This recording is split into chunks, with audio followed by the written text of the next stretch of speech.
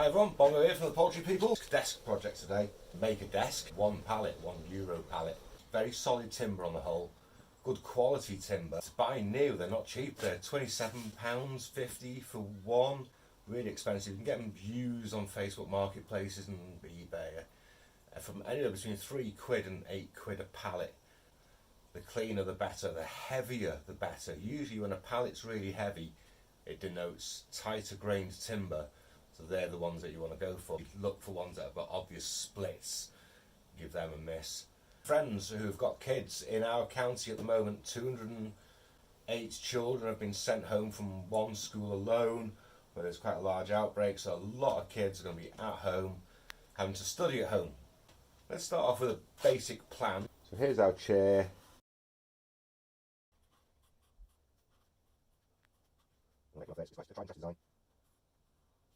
So we need to think about the height of it, the depth of it, so it takes a laptop, or there's quite a good drawing space. There's also the width of it to think about. So if you were looking above, that's our child's head, that's our child's body, legs coming out, leg, foot. It can go like that comfortably. There's margin there for legs to move around and they're not pressing in on it. They've got the other two legs at the back like that. Simple, and that's our design. And of course the height of it and the width of it and the depth of it, all down to you. Those are your variables that you're going to faff around with. So we've got a plank going this way and 3 planks or 4 planks maybe going down that way. Just attach them. We're going to use screws and cover them over with sawdust or something like that.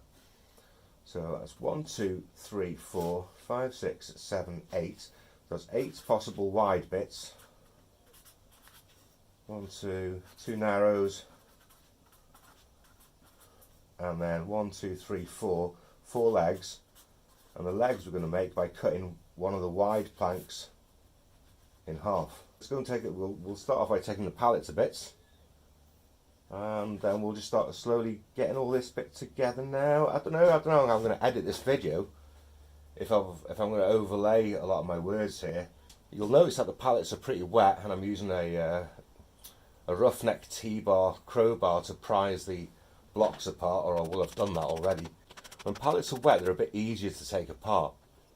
I'll clean them as best I can, give them a hand rub to get any crap off or anything like that. Take them in the house, put them on some newspaper and just dry them out over the next 2 or 3 days. And so they're house dry. They'll shrink a bit and they'll dry out. And what we'll sort of do is get them to the same moisture content as the house. They'll have quite a high moisture content because they're out and they've been wet. Probably about 18% or 19%, but having them in the house, we should take that down to about 8%. And they're not going to shrink anymore, because if you made them now while they're wet and they're in the house 2 to 3 weeks, they'd shrink, or gaps would open up. When you do get gaps, it means that dust and gimmets that's going to fall down between the cracks, and that's not very good. Might have a look at as well, do kids write these days, or is it all done via computers? Is there any handwritten work? Do they come home with books from school? People still use books. They still use books, yes. Please tell me we've not lost books yet. I like books. Books are great because you can flick a book. Like an encyclopedia or a technical book. Ooh, isn't that nice? And it'll give you a random piece of information, or there'll be something in there. Don't stand on the book that you won't know about. And yeah, you can say, oh yeah, well the internet's got all that. It's very hard to randomly flick open the internet and find something that's relevant or that's grabby. I don't know, books are a funny one. So possibly a shelf at the back with wood that we've got left over. Make a simple shelf for that to go on there. Bearing in mind, keeping in mind that we've got to keep the balance right as well. We don't want the thing easily toppling backwards or forwards. Look at the work on that. It's got to be sturdy. So getting these legs, getting the width right on the legs at the base will be quite important. Again, we'll screw them in, and we'll dry screw them as well. So if we haven't got it right, they can be unscrewed and then put right, and then oh yeah, that works well. Then we can screw them on and glue them on, because the extra glue on the joint will make them so much stronger. I'm going to use these bits, drill your hole and the countersink at the same time. I'll probably just put the one hole, screw it together, and by the time the bottom goes on, boom, it's going to be rigid just with the bottom and the back on, and by the time we put the top on as well, it'll be really solid. Use the countersink bit for the base and the back. I don't have to use that. I could wang nails through that. I mean, literally hammer nails through. You can go wrong with nails. You can go spectacularly wrong with nails and split the wood, send them off so they come flying out, or they go flying in and they're in a really hard place to deal with it and get to. Whereas with screws, as long as your hole's straight in the first place, and perhaps you need to do a pilot hole as well, you drive your screw in, it's solid, it's where you wanted it to go.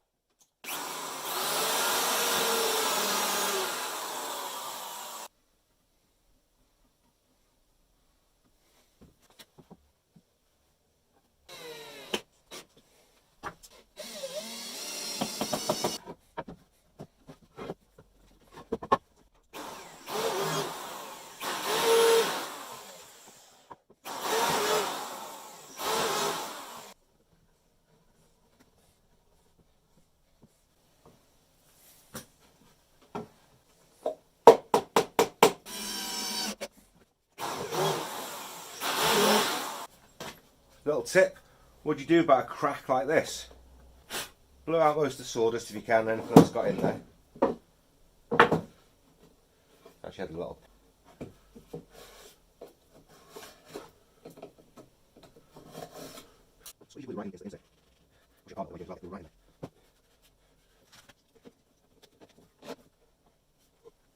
And just clamp it up and leave it.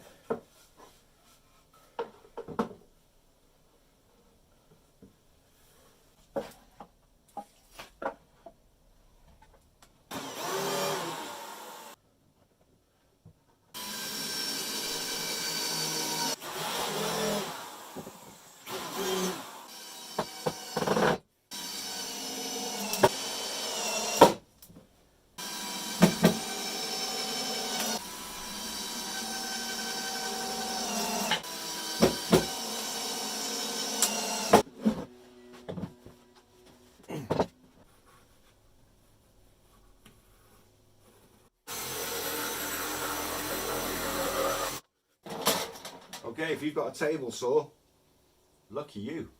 You can rip these down in seconds. If you haven't got a table saw, then have you got a circular saw? Circular saw, clamp a flat edge to it, run it up, nice and straight. Jigsaw will do it. Very hard to stay on a straight line with a jigsaw. You can rip them down with a handsaw, of course.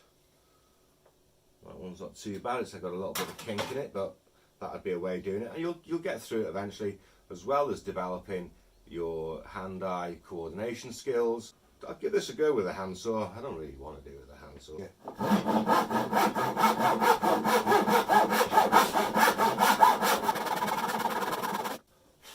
Bollocks to that, that's going to take all day.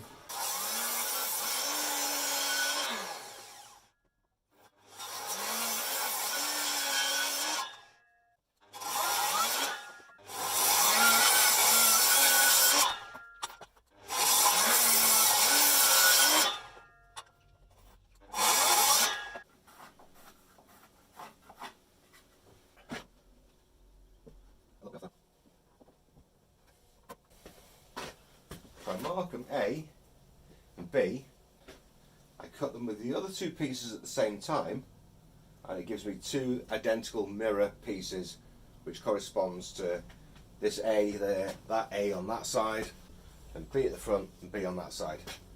It'll all work out. Yes, definitely. Might be a little bit sketchy, but because we're going to dry screw it together, we can make little alterations so it sits perfectly. Then we can take it off, glue it, screw it, and give it a good amount of glue, then screw it back together, and in that right position it'll dry, it'll set, and it'll be perfectly flat.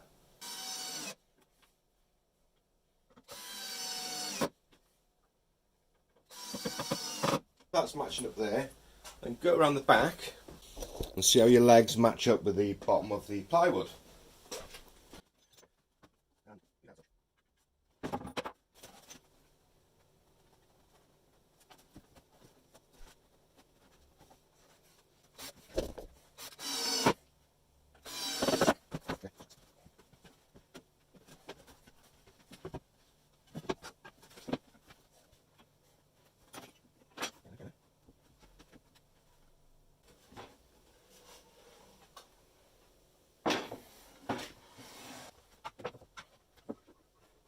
Screw these down, two there, two there, two at the back, two here, two there, and then we'll use some hinges. We're going to router these in with our Aldi router. Sanding, routing. Another thing I think I'm going to put a shelf in here at the bottom, going across. So if you wanted to put a printer on here or something like that, you could. It's also going to help with stability issues, so it's going to be extra strong at the base here. Right, more cutting, more sanding, more drilling, more screwing, more sanding, more routing. It's going to take you ages to do this one. Well, it might not. You might fly through it. But because it's a prototype, and I've not really made one of these before, it's taken me ages to make it. Faffing around. If I went into production with it, for example, if I was going to start try and make 10 a week to supply my local town or something like that, which I couldn't do here in the village, then you'll be looking at making a jig or a pattern. You'd have multiple legs cut out. You'd have this, a lot of the same. You'd just be able to, you'd be boom, boom, boom. You'd be going through. But the first one is going to take you a lot longer to make than your second one. And then your third one, the fourth and fifth and sixth ones, you'll be making them in a day. You'll be flying away. So if you're going to go and hit this hard, so I reckon there's a money earner to be made out of it, supplying people with what is going to be quite a solid, decent desk. Pallet wood is wood. And as long as it's decent wood in the first place, not all pallets are the same. Don't think that pallet's a pallet. I pick and choose, which is why I said to go for the Euro ones for this project, because Euro pallet timber tends to be very good. So yeah, it's going to be a very solid desk at the end of it, and worth its money as long as you can make them.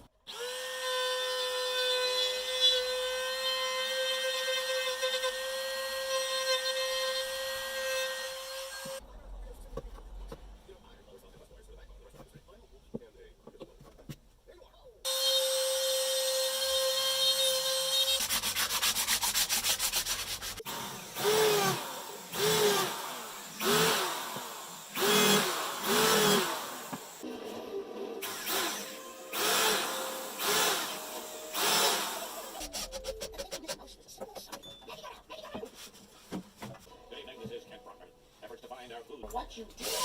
I would. Archer. I'm using a red arrow.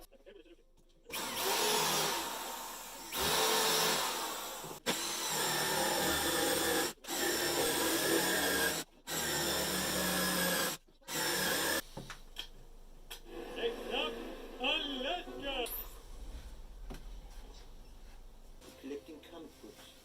And now there's only time.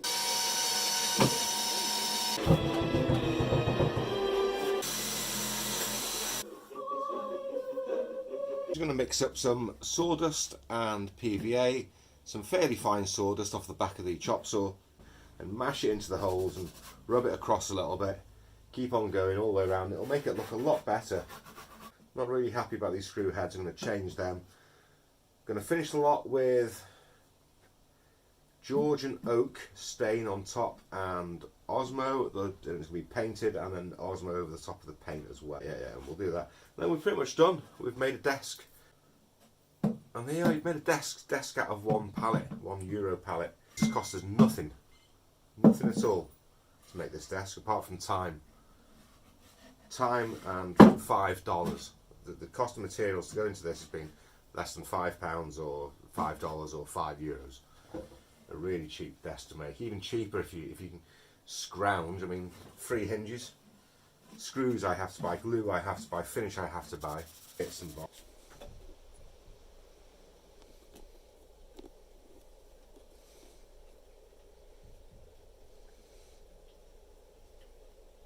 Have you spotted him on the top shelf, have you, you fat pig? Get down. Get down. Get them doing, obviously they're not going to be doing a lot of the cuts as such, depending on their age of course. They might do some of the cuts indeed. But sanding is, they can do, you know, or you can make sort of work for them.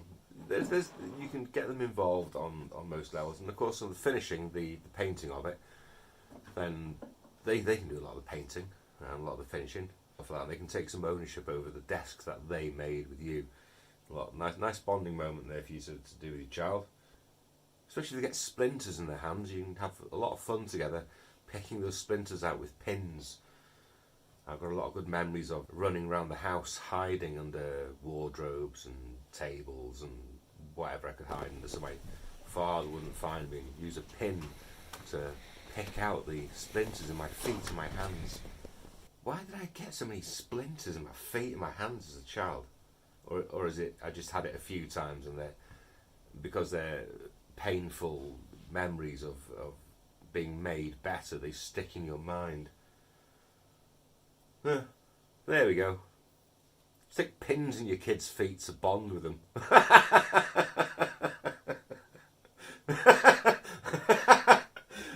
Great stuff. Thanks for watching.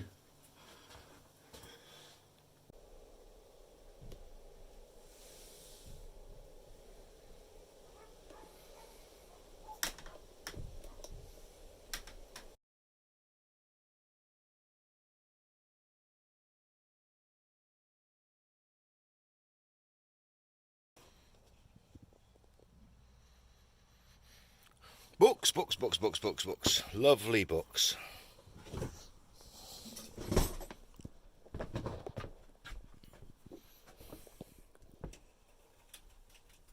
Buzz, get off the roof.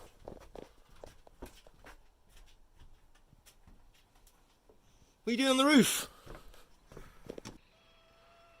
Get down.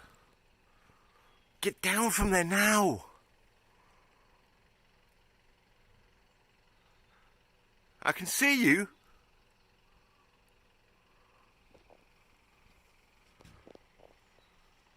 There. I can see your ears. Get down, Butters. Butters! Butters! Get down! Get down!